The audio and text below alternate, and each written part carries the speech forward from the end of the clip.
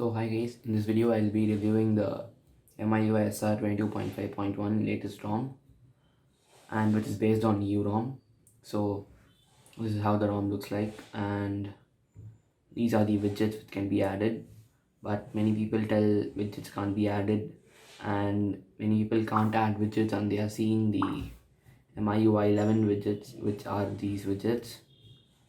And how to add widgets: when you install the ROM, do not install any other apps and directly add the widgets so that you'll be able to add widgets. So when you install the ROM, and don't install any apps, just do this. Okay, wait.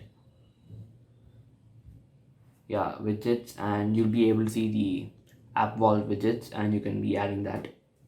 That is how I got these widgets, and widgets isn't a problem right now. And some apps close randomly like Instagram.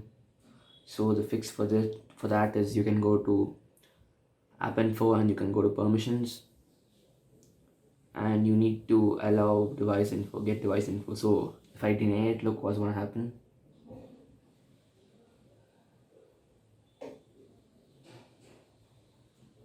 As you can see, the app just stops. So to fix that, we can click on device info and we can click on always allow, which will prevent the app from crashing. So, and as you can see, this ROM has good animations.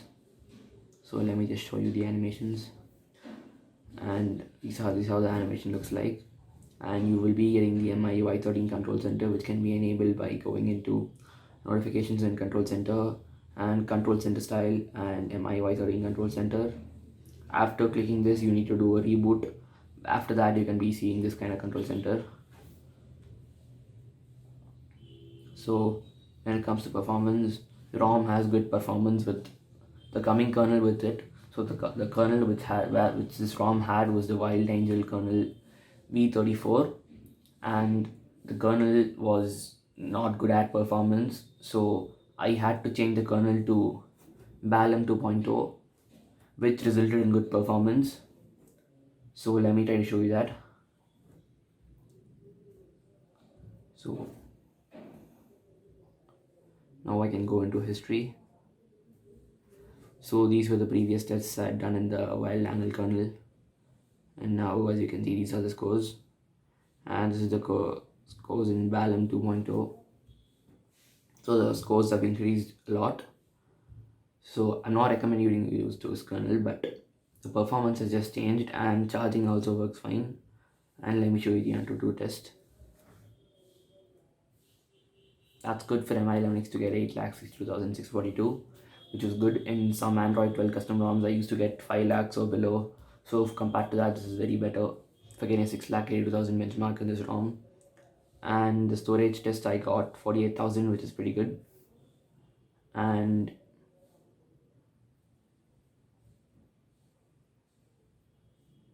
the performance is covered here. And let me tell you about the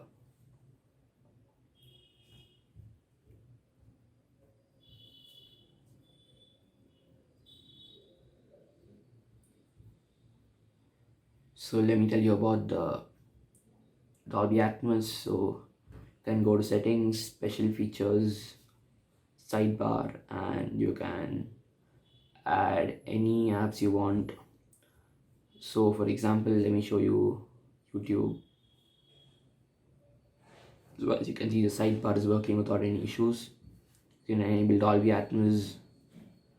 So Dolby Atmos isn't a problem for this ROM, and all of the other apps work properly without any issues. And let me show you a CPU throttling test to check the stability of this CPU.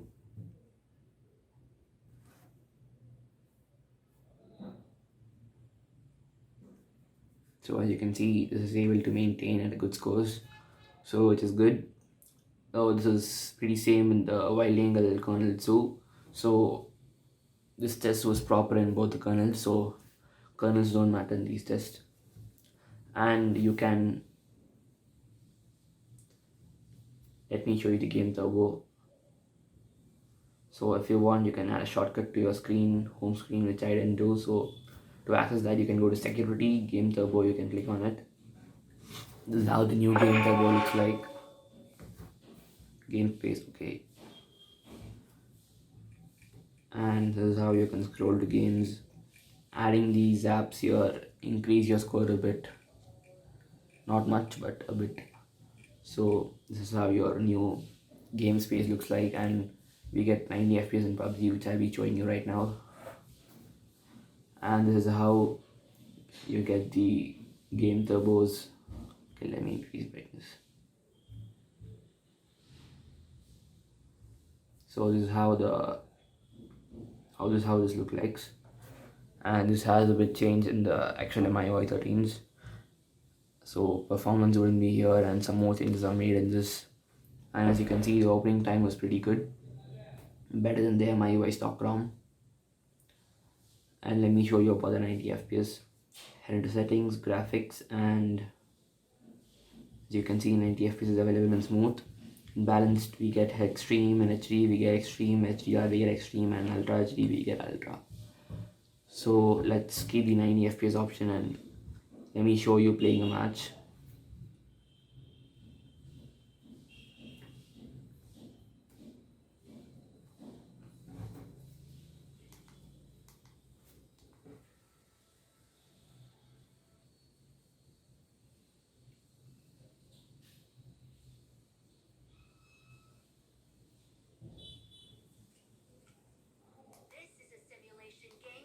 Virtual world and does not represent real life. Please play in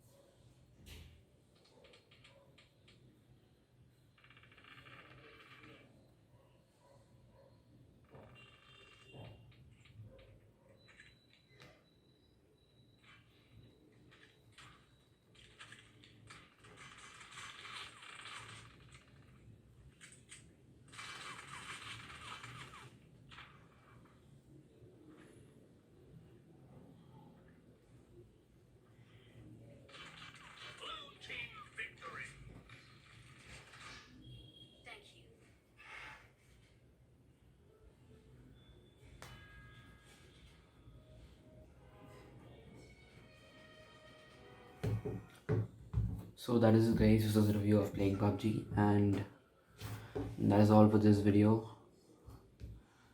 So if this video helped you, please like, share and subscribe. Bye.